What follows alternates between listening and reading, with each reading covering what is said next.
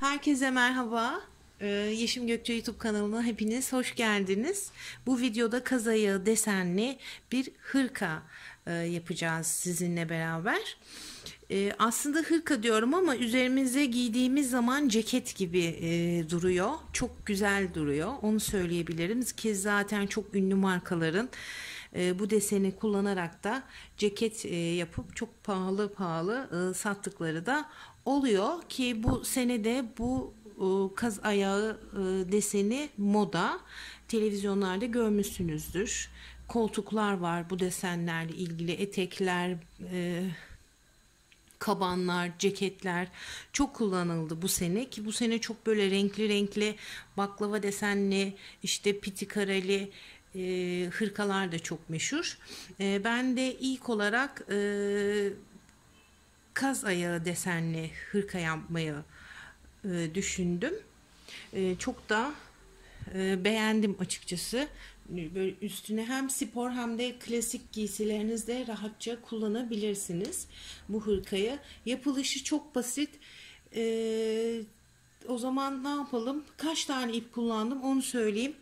3,5 tane lacivert ipimden kullandım. Beyaz ipten de 4 tane kullandım. Ayrıntıları videonun içinde zaten bulacaksınızdır. 4 milimetrelik bir tığla ördüm arkadaşlar. Hazırsanız o zaman ne yapalım? Böyle arkası önü de aynı. Hemen yapım aşamalarına geçelim. Bu hırkayı iki renkle öreceğiz ve kalçanızın yarısı kadar ölçü alacaksınız. Kendinize göre örecekseniz. Bunu nasıl yapalım? Şimdi ben şuraya çizdim. Mezurayı şurada baseninizin yanından tutup arkadan dolandıracaksınız. Kalçanızın üstünden geçirip bu tarafa kadar ölçü alacaksınız. Ve bu ölçü kadar zincir çekeceksiniz. Zincirinizi çekerken çok sıkı çekmeyin. Çok da gevşek çekmeyin zincirinizi. Çok gevşek çekerseniz modeli kurduğunuzda toplanma yapar alt kısmı. Çok da sıkı yaparsanız alt kısmında bir kasma yaşayabilirsiniz. Nasıl yapacaksınız? İpinizi gevşek tutacaksınız. Yani düzgün bir örgü örmek istiyorsanız tığın ipi rahat almasını sağlamanız gerekiyor. Ve bunun da benim bildiğim kadarıyla tek yolu ipinizi parmağınıza sıkıca dolayarak çalışmamanız. Şimdi diyelim ki ölçünüz uzunluğunda bir zincir çektiniz. Ben bu modeli size burada kemik rengi diyelim. Kemik rengi ve kırmızı ile göstereceğim. Asıl örgümü ben hırkamı lacivert ve beyaz üstüne çalıştım. Şimdi kalçanız uzunluğunda, yani kalçanızın yarısı kadar zincir çekeceksiniz. Bakın ben ipi parmağıma dolamadım ve tığım ipi çok rahat alıyor. Bu şekilde yaptığınız zaman tek bu hırka için geçerli değil. Pardon, bütün örgülerinizde bu şekilde yaparsanız çok daha düzgün, hem çok daha düzgün yapmış olacaksınız örgünüzü, hem de daha hızlı çalışma imkanı sağlamış olacaksınız. Şimdi diyelim ki ben örneği anlatmak için bu kadar bir zincir çekmem benim için yeterli olacaktır. Daha sonra ipimi doluyorum ve en baştaki zincirden sayıyorum. 1, 2, 3 tane atlayıp 4. zincire batıp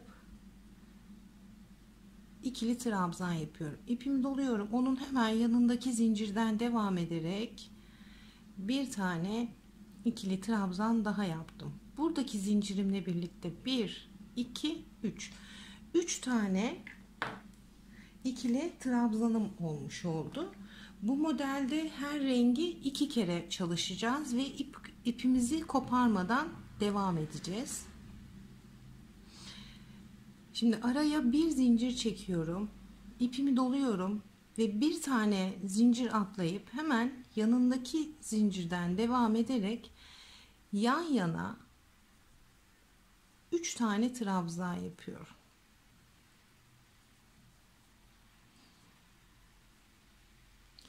Bir zincir, ipimi doladım. Tekrar bir tane atladım ve hemen yanındakine yine yan yana üçlü trabzan grubu yapıyorum.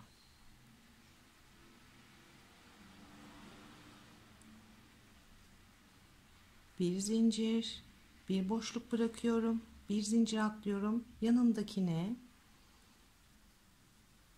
yan yana 3 tane trabzan. Çok basit ve çok hızlı ilerleyen bir model. Yani bu hırkayı 3-4 günde hemen bitirip üstünüze giyebilirsiniz. Çok da hızlı ilerliyor bu model. Şimdi ben buraya kadar bu şekilde trabzanlar oluşturup geliyorum. Modeli anlatmak için bu kadar trabzan yeter. Şimdi bir zincir çekiyorum. Sonunda, yani zincirimin sonuna geldiğimde bir zincir çekiyorum. İpimi doluyorum. Bir tane zincir atlayıp yanındakine batıyorum ve buraya sadece bir tane trabzan yapıyorum. Modeli kurarken en başta 3 tane trabzanla başlıyoruz.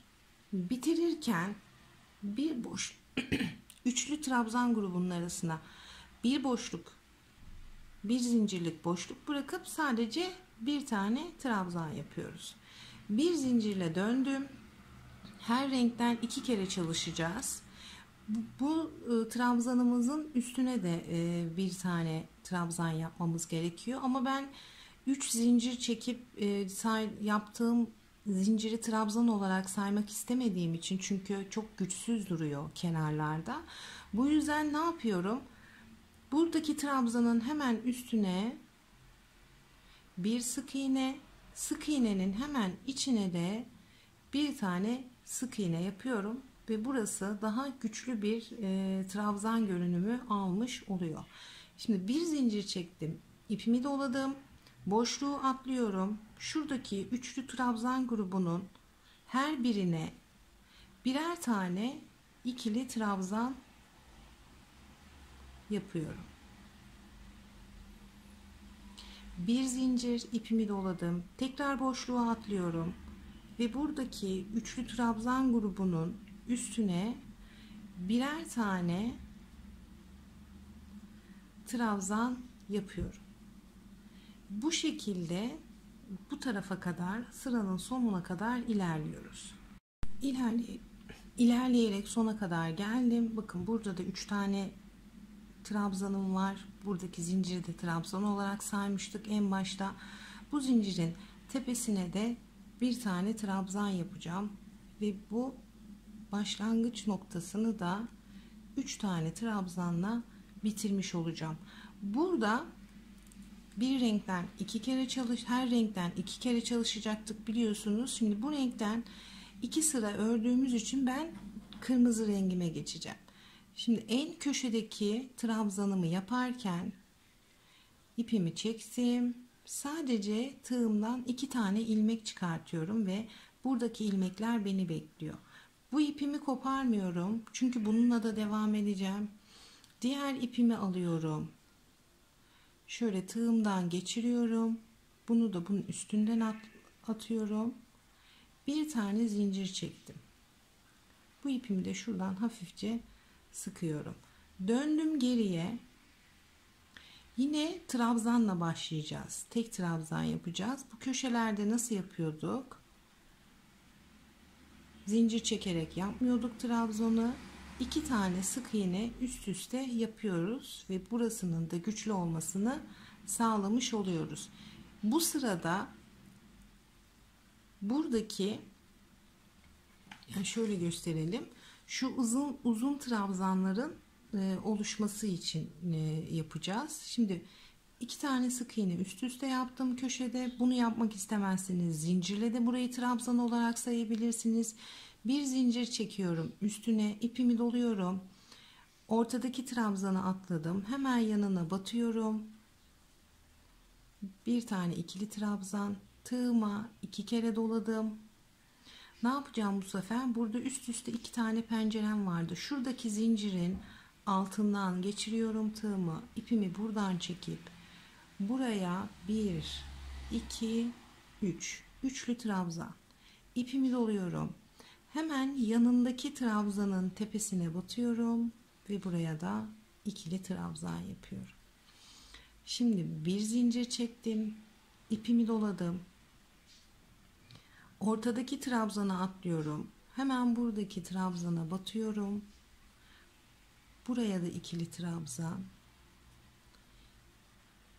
Şimdi ne yapacağım? Tığıma 2 kere doluyorum, pencere kısmındayız, tığımı en alttaki şuradaki kutucuğun altından geçiriyorum ve buraya 1 2 3 üçlü trabzan, ipimi doladım, hemen yanındaki trabzana battım,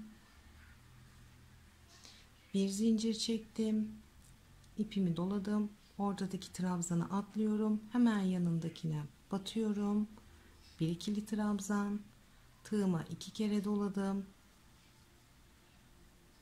Şurada zincirlerimiz var biliyorsunuz, bir iki pencere, ikinci pencereden yani ilk pencereden geçirdim tığımı, 1 2 3 kere de çektim, ipimi doladım, hemen yanındaki trabzana battım. Sonuna kadar bu şekilde devam ediyorum. Sona kadar geldim, ortadaki trabzana yine atlıyorum, hemen yanındakine battım, bir ikili trabzan, 2 kere doladım. Köşede de benim 2 tane pencerem var. İlk pencerenin altından geçiriyorum tığımı ve buraya 1 2 üçlü trabzan, ipimi doladım. Şu köşedeki trabzanımın tepesine batıyorum ve buraya ikili trabzan yaptım. Model bu şekilde kendini tekrar etmekten ibaret arkadaşlar. Şimdi bir sıra daha yapalım. Bir zincir çektim, örgümü döndürdüm. Şimdi yine köşe trabzanı yapacağım. Bir sık iğne yaptım, içinden geçirdim tığımı, bir sık iğne daha. Bu sırada yine şuradaki alt sıradaki gibi sadece trabzanlar yaparak ilerleyeceğiz yolumuza. Her trabzanın tepesine birer tane ikili trabzan yaptım, bir zincir çektim, boşluğu atlıyorum, yine buradaki bütün trabzanların tepesine batarak birer tane trabzan yaparak yoluma devam ediyorum. Bu örgüyü çok renkli de yapabilirsiniz. Benim ördüğüm gibi 2 renkli de yapabilirsiniz. Eğer elinizde ipleriniz varsa ve bunları değerlendirmek istiyorsanız çok renkli yapmanızı tavsiye ederim ki keza çok renkli de bu örgüde güzel duracaktır. Sıramızın sonuna kadar devam edelim. Yine sıra sonundayım. Bakın burada bir tane pencerem var. Bir zincir çekiyorum, ipimi doluyorum ve hemen buradaki trabzanımın tepesine batıyorum. Buraya da ikili trabzan yapacağız ama bu sırada diğer rengime geçeceğim için trabzanımı tamamlamıyorum. Tığımdan sadece 2 ilmek çıkartıyorum, ipimi şöyle aldım, diğer rengime geçiyorum, bu ipimi buradan çekip bir zincirle buraya sıkıştırdıktan sonra altta kalan ipimi şöyle biraz çekiyorum,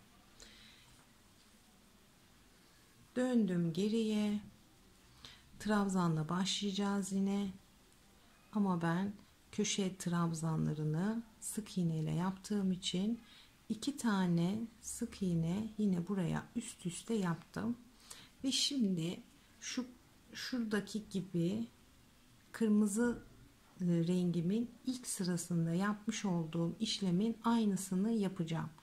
Bir trabzan yaptım. Burada 2 1 2 boşluğum var. Tığıma 2 kere ip doladım. İlk boşluğumun içinden geçirdim tığımı ve bu boşluğa üçlü trabzan yaptım. İpimi doladım. Yine hemen yanındakine.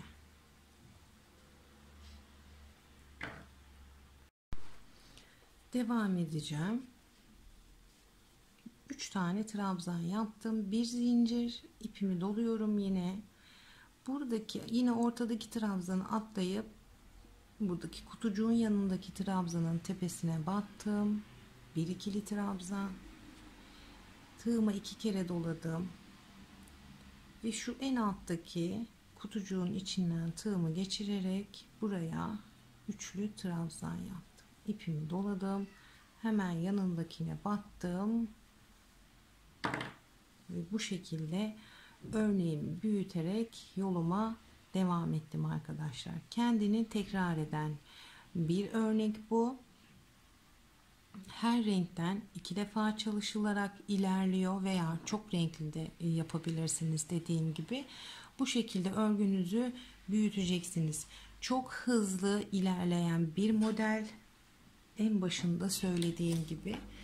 Şimdi gelelim hırkamıza. 2 renkli çalışmıştım. Kaz ayağının vazgeçilmez renkleri siyah ve beyaz. Çok ünlü markaların çok ünlü ceketleri, kabanları hep siyah beyaz yapıyorlar bu modeli. Ben siyah kullanmadım ama koyu lacivert yün içerikli bir ip kullandım. Benim iplerim bakın bu şekilde. Böyle siyah gibi duruyor ama değil, koyu lacivert ve beyaz tonlarında iple ördüm. Benim örgümün genişliği 59, bakalım 60 santim genişliği, uzunluğu ise uzun bir hırka örmeyi düşünüyorum. Uzunluğu ise 71 santim oldu. Lastik de geçeceğimiz için hırkanın sonunda bu herhalde 71 ise 4 santimde lastik yapsak toplamda uzunluğu, hırkanın uzunluğu 75 santim civarında olacak. Şimdi bu hırkanın sırt kısmı. Evet, bu sırt kısmı ön tarafını yine sırt kısmından, ön tarafını ayrı örmeyeceğiz. Sırt kısmından itibaren örmeye devam edeceğiz.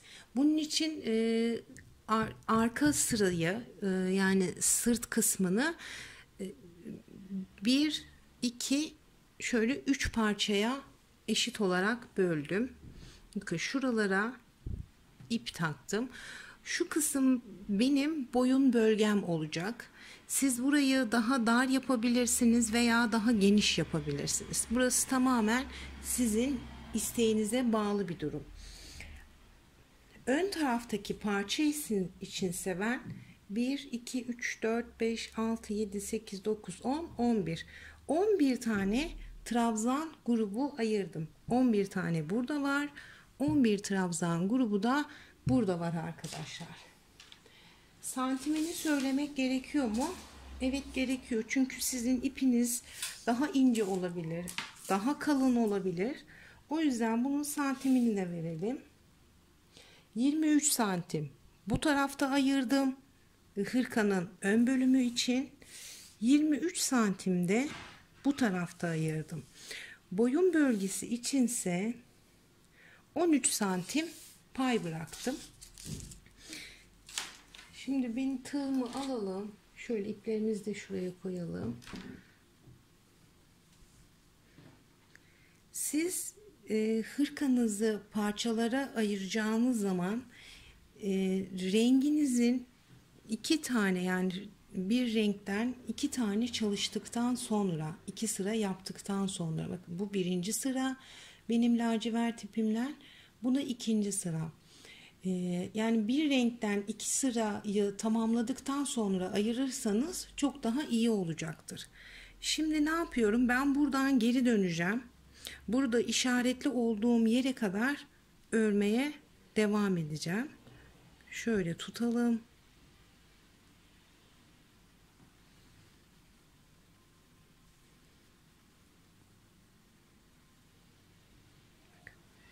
Köşede oldum. Renk değişimine geçeceğim. Bu yüzden tığımdan 2 tane ilmek çıkardım. Bunu şöyle tuttum. Beyaz ipimi aldım elime.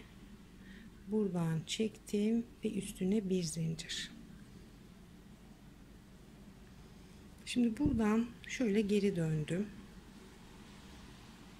Ben nasıl yapıyordum? 2 tane sık iğne üst üste. İlk trabzan yapacağım yere.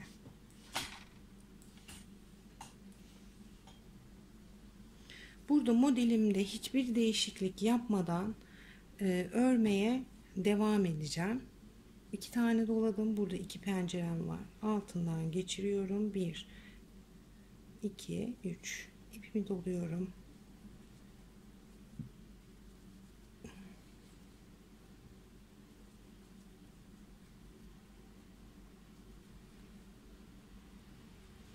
Bak, aynı şekilde örmeye devam ediyorum. Şurada işaret koyduğum yere kadar burayı öreceğim. Evet, ön tarafın bir parçasını da bakın bu şekilde bitirdim.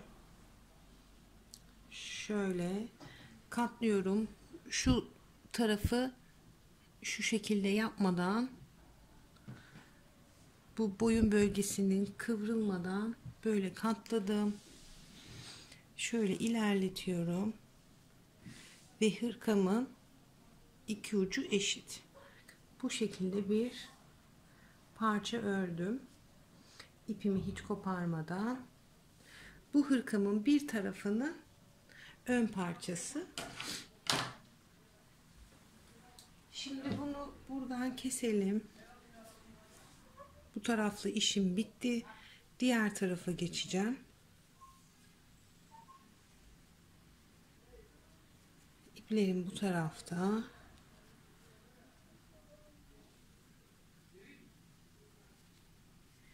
Şöyle iplerimi şu şekilde kıvırıyorum. Topluyorum. Buraya bir zincir çekiyorum. Ve her iki ipimi de bu kısma böylelikle sabitlemiş oldum. Ve daha sağlam olması için her iki ipi birbirine düğüm atıyorum. Bu tarafı, bu parçasını örmeye buradan gelip dönmüştük. Şimdi bu tarafı içinde, bakın şurada işaret koyduğum yer, buradan bu tarafa doğru örmeye başlayacağız. Hangi renk ipimdeyim? Beyaz renk. İpimi aldım. Başlangıç düğümümü atıyorum. Şurasıydı. Şuradaki ara boşluğa takmıştım işaretimi. Ben buradaki trabzandan hemen başlıyorum. Başlangıcını da gösterelim. Daha sonra diğer parçayı ördüğümüz gibi örmeye devam edeceğiz orasını da. 2 tane üst üste şöyle sık iğne yapıyorum. İlk trabzan olarak sayıyorum. Şimdi nasıldı? Buradaki ara boşlukları trabzan olarak dolduracağız. Bir zincir çektim. Ortadaki trabzanı atlıyorum. Yanındaki trabzandan devam ederek hiçbir değişiklik yapmadan model üstünden örmeye devam ediyorum. Yine diğer parçadaki gibi uca kadar geleceğim. Bu kenara kadar. Buradan döneceğim. Ve bu sıradan döne döne tıpkı bu parçası gibi örgümün diğer ön tarafını da örmeye devam edeceğim arkadaşlar. İşaretli olduğum yere kadar geldim. Bakın şuradaki ortaya işaret koymuştum. Bir zincir çektim, ipimi doladım. Burada iki tane trabzanım var. Ne yapacağım? Şuradaki trabzana batacağım ve bir tane trabzan yapacağım. Şimdi bu tarafa doğru, buradan buraya doğru ilerlemiyorum. Çünkü hırkamın ön kısmını örmeye devam edeceğim. Bir zincir çekiyorum ve burada örgümü şöyle döndürüyorum ve yine köşedeyim. Buraya 2 tane üst üste trabzan, bir zincir ve aynı şekilde Anne, bebeğim vereyim anneciğim. Aynı şekilde örgümü örmeye devam ediyorum. Şimdi buradan şöyle gösterelim. Buradan bu kısma kadar döne döne örgünüzü devam ettireceksiniz. Bu kısmın ikiye katladığımızda, yani şu ön parçasını şuradan bıraktığımız yerden döne döne örmeye devam edeceksiniz. Ne kadar öreceksiniz bu sırayı? İkiye katladığınızda, yani diyelim ki şu kısmı ördük, şöyle katladığınızda buraya kadar gelmesi gerekiyor. Burasının uzunluğu kadar, yani ben 71 santim şuradan ayırdığım kısım 71 santim, buradan burasının uzunluğu 71 santim olana kadar örmeye devam edeceğim. Hırkanın ön tarafını da bitirdik. Bakın şu şekilde gösterelim. Böyle ön tarafını şuradan katladığımda arka tarafıyla eşit uzunluğa geldiği zaman ön parçaların örmesini bitirdim. Ve ben bu taraftaki kolu ördüm. Sıra geldi bu kola. Şimdi bu tarafı sizinle birlikte öreceğiz.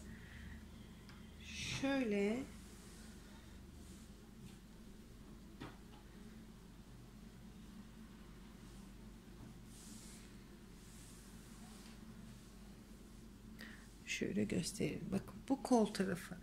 Bunun nasıl ayarladık ölçüsünü, onu da gösterelim.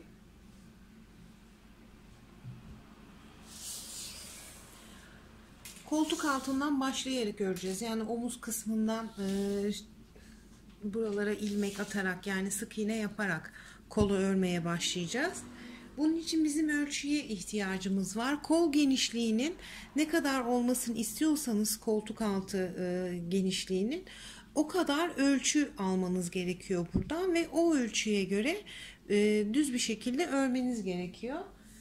Şöyle yer işaretleyici şöyle yanıma aldım. 2 tane ipi şöyle birbirine düğümledim ve bunlar benim yer işaretleyicilerim olacak. Ölçüyü nereden başlıyorum almaya?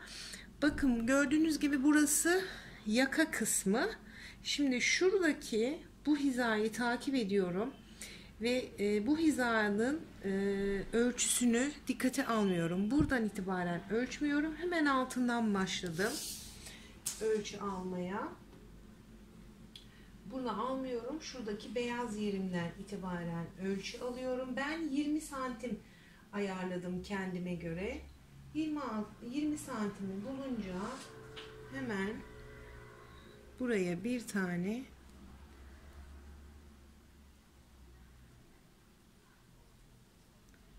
şöyle işaretleyici taktım.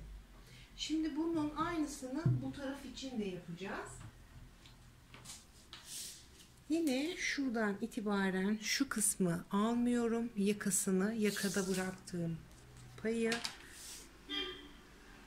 şu beyaz kısmından tutuyorum. 20 santimde buradan ayırıyorum. Bu benim kendi zevkime göre aldığım bir ölçü. Siz bunu daha geniş de yapabilirsiniz. Daha dar da yapabilirsiniz. İşte buradan itibaren şöyle düz bir şekilde kol çıkacağız. Sağlı sollu dönerek geliyoruz. Bunun için de ben beyaz ipimi kullanacağım.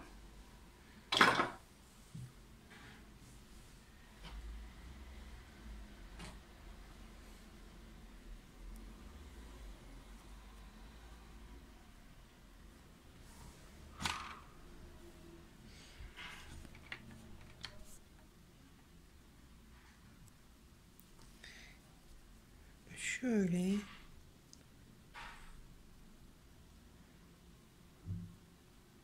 ipimi buraya düğümledim.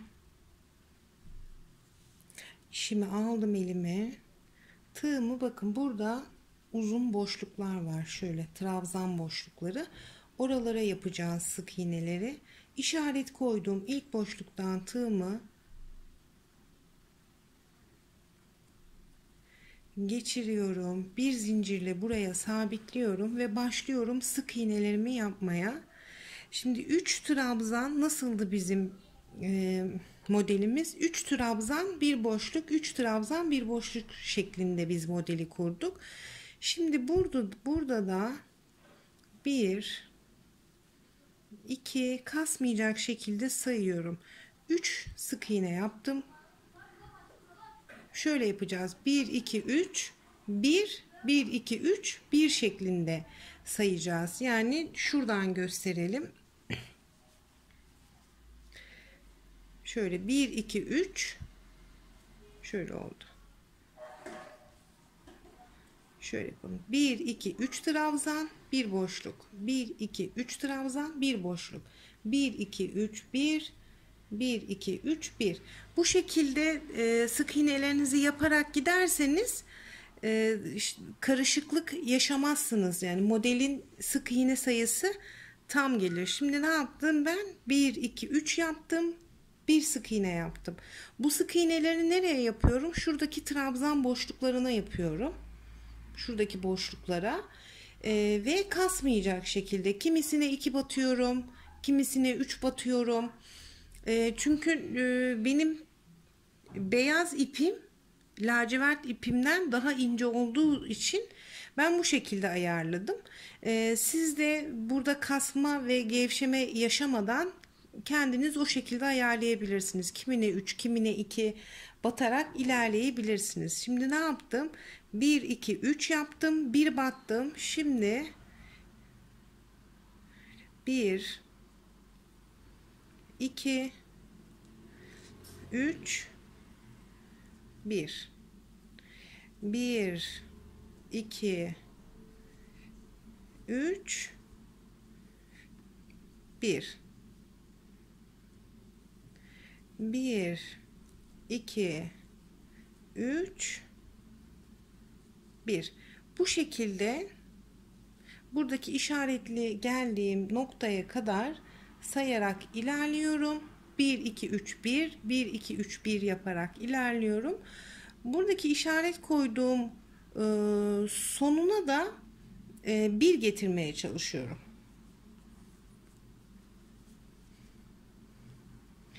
1 2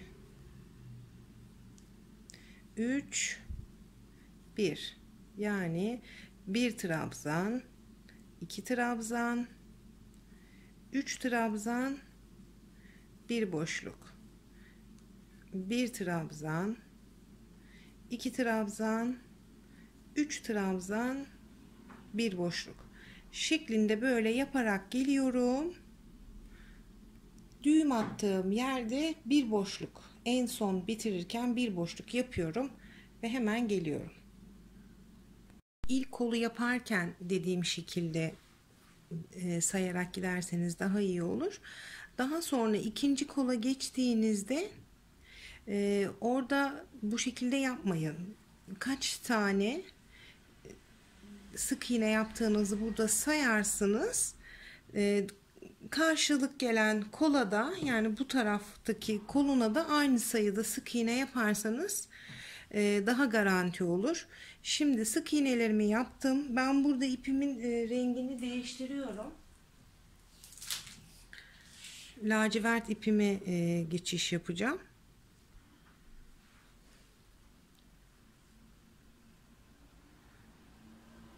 aldım, bir düğüm attım,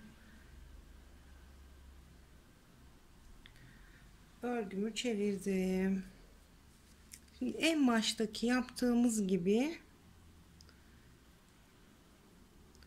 buraya modelimizi tekrardan kuracağız. Bir trabzan, 2 trabzan, 3 trabzan, bir boşluk, bir zincir çektim, bir boşluk, yanındaki sık iğneden devam ediyorum. Bir trabzan, 2 trabzan, 3 trabzan, bir zincir, bir sık iğne atlıyorum, diğerine geçiyorum ve aynı şekilde modelimi kurmaya devam ediyorum. Buraya kadar sık iğneme kadar geliyorum. Daha sonra buradan dönüyorum. Buraya kadar döne döne kol boyunuzun ne kadar olmasını istiyorsanız o kadar tekrar yapacaksınız. Şöyle gösterelim. Bu şekilde bu benim kolum. Şuradan katladığımda şöyle genişliğini de 20 santimde bu kadar oluyor. Dediğim gibi onun genişliğinin ayarlamak tamamen size kalmış. Zevkiniz nasıl istiyorsa öyle yapabilirsiniz. Şimdi birinci kolu ben ördüm. Diğer kolu aynı şekilde yapıyorum. O kolu da bitiriyorum. Daha sonra hırkamızı şöyle çevirelim.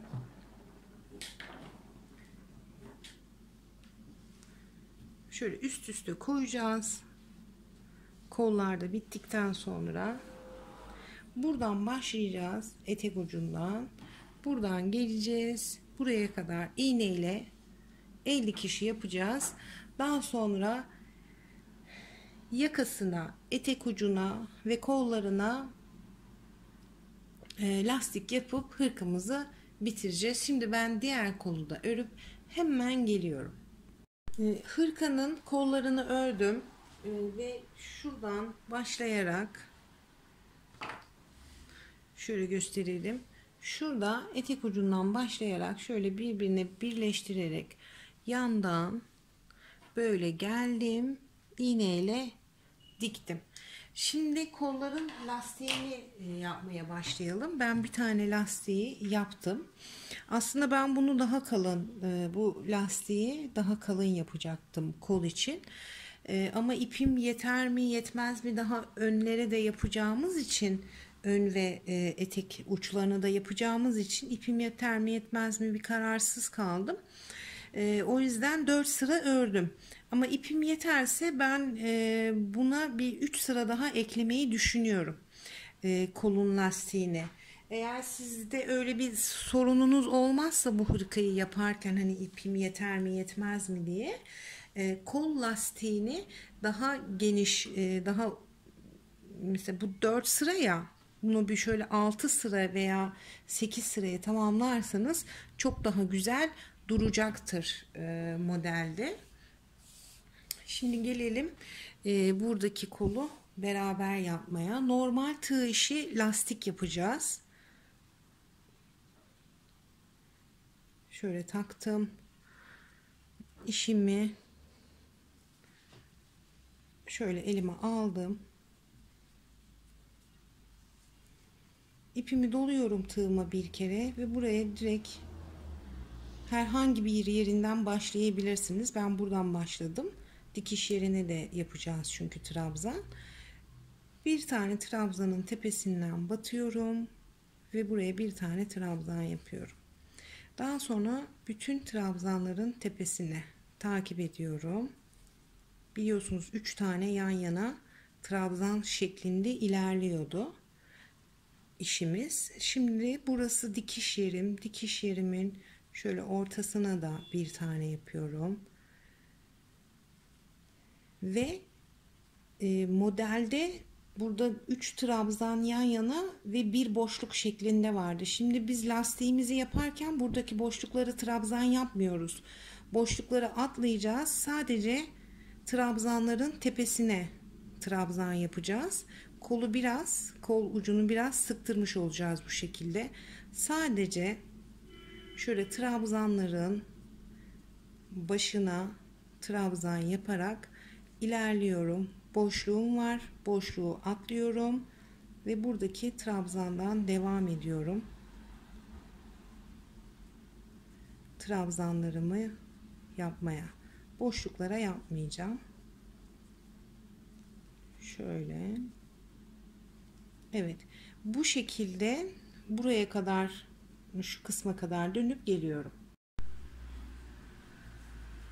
Kolu döndüm. Son trabzanı da yaptım. Şimdi burada en başta yapmış olduğum trabzanın tepesine batıyorum. Ve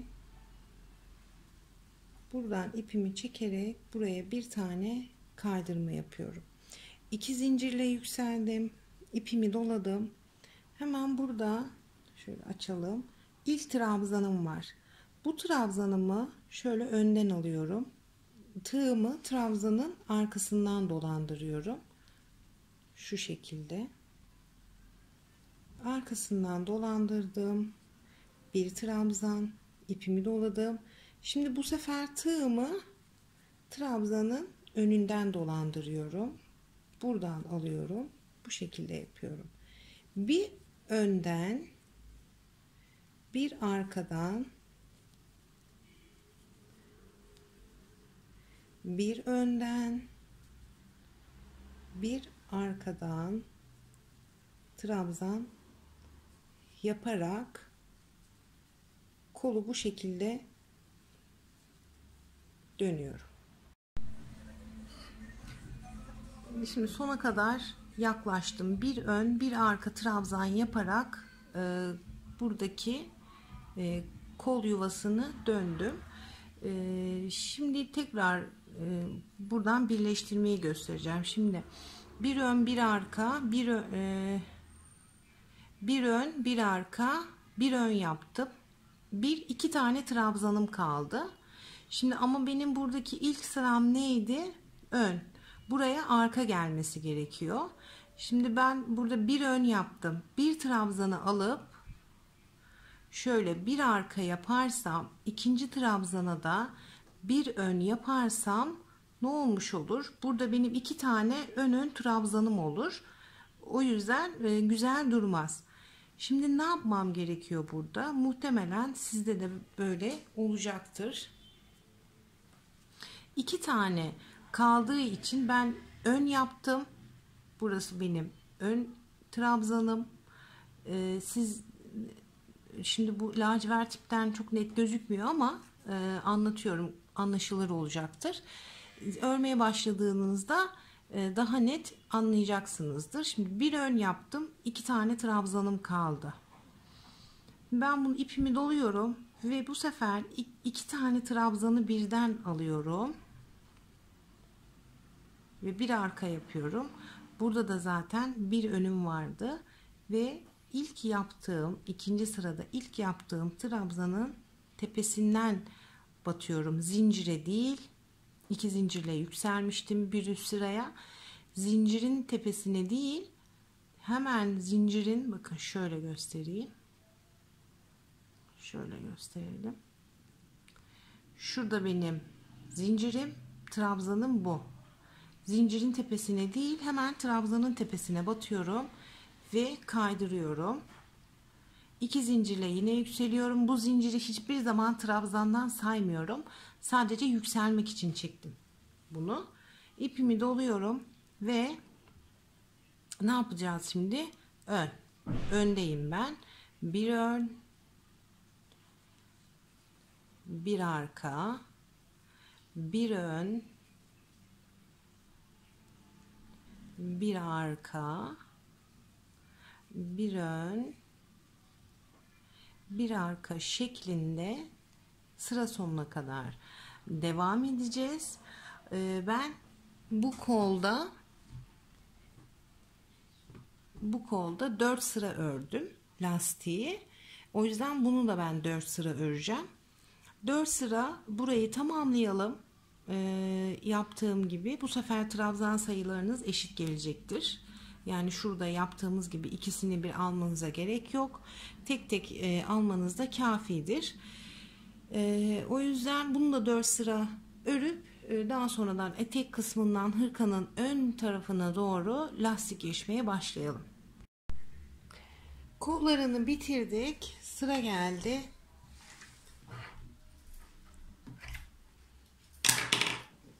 hırkanın kenarlarını, etek ucunu örmeye. Şöyle hırkanın iç tarafına doğru değil de yani şöyle çevirelim. Şöyle iç tarafından değil de şöyle çeviriyorum hırkayı. Dış tarafından herhangi bir yerinden buraya trabzan yapmaya başlıyorum. İpimi tığıma taktım. Şöyle arka tarafından, şöyle ortasından bir yerinden işimi elime alıyorum. Ve burada şöyle trabzanın tepesinden, şöyle gösterelim. Trabzanın tepesinden tığımı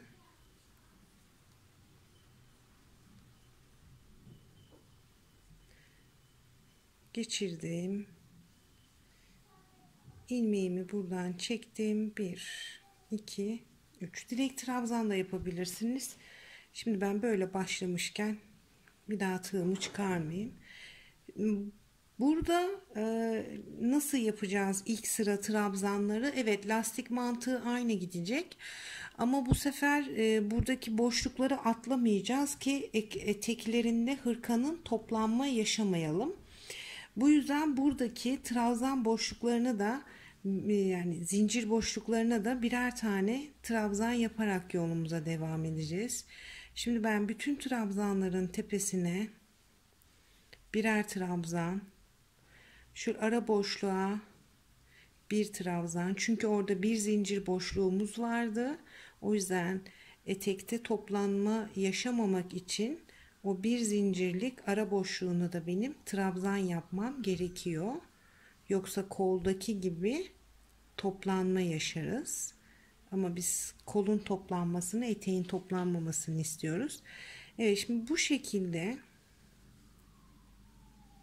böyle her trabzanın başına bir, ara boşluklara birer tane trabzan yaparak ilerlemeye devam ediyorum ben.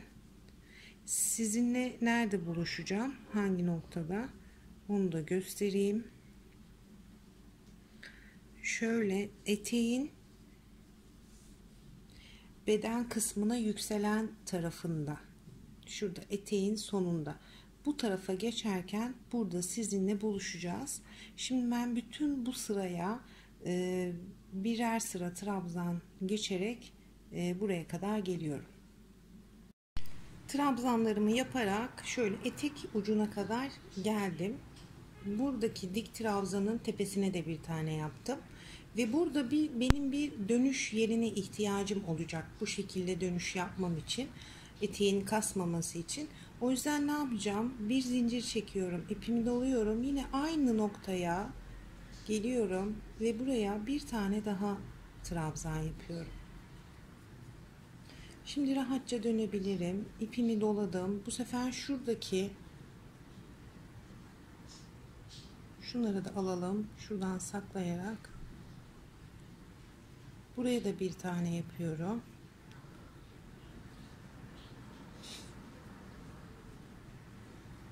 Şuradaki ilmeğin tepesine. Şöyle. İpimi doluyorum. Bu sefer trabzanla arasındayım. Şöyle trabzanlarımız yatay konuma geçti. Buraya da bir tane, yine ilmeğe batıyorum. Bir tane. Geldim. Trabzan boşluğum var. Trabzan boşluğuna bir tane. İpimi doluyorum. Burada yine benim ilmeğim var. İlmeğe battım. Bir. Trabzan boşluğuna battım. Bir. Mantık şu. Şöyle gösterelim. Beyazla daha net gözükecek. Buradaki trabzan boşluklarını bir tane yapıyorum. Şuradan göstereyim. Şurada ilmekler var. Şu nokta. Şöyle. Buraya da bir tane yapıyorum. Ama siz şöyle de yapabilirsiniz. Her trabzan boşluğuna ikişer tane de yaparak yakaya kadar çıkabilirsiniz. Şimdi ben birer tane ilmeğin içine bir tane trabzan boşluklarına yaparak yakaya kadar çıkacağım.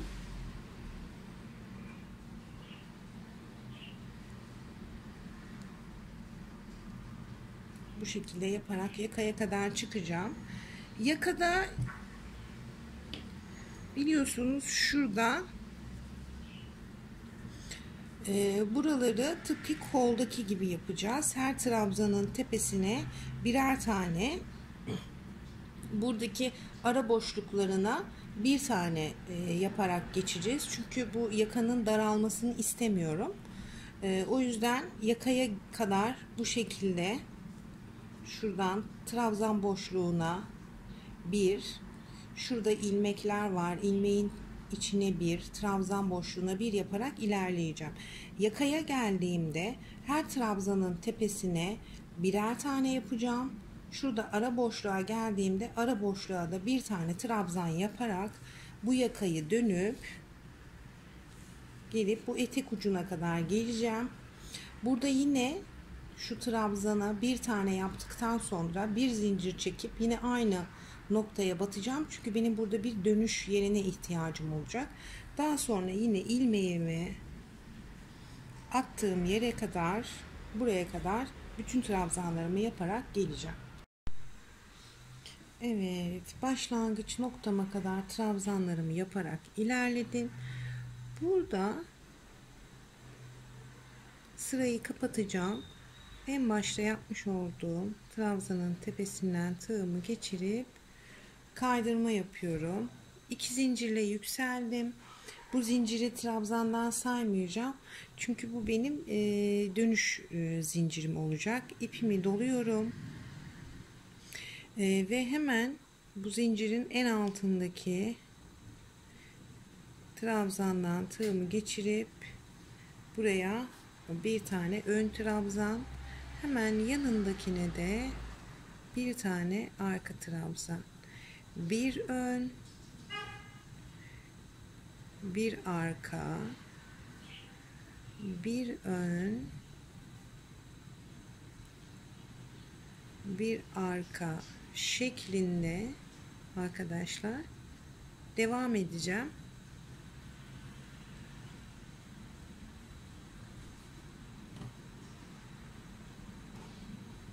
Ve hırkanın bütün kenarlarına şöyle geleceğim. Buradan devam edeceğim. Bütün kenarlarına lastik geçerek boyundan başlayıp etek ucu dahil bu şekilde dönerek hırkamı bitireceğim. Kaç sıra yapacağım bilmiyorum. Bu kadar ipim kaldı. İpimin yettiği sıra boyunca lastik yapmayı düşünüyorum. Ama dediğim gibi bu modelde kalın lastik yapılması modeli çok daha güzel gösteriyor.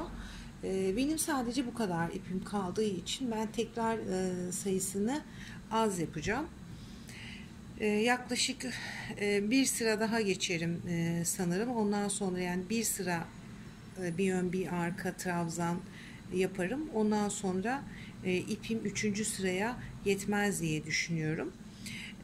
Ve tekrar bir ip de alırsam bu sefer ne olur? Elimde fazla ip kalmış olur.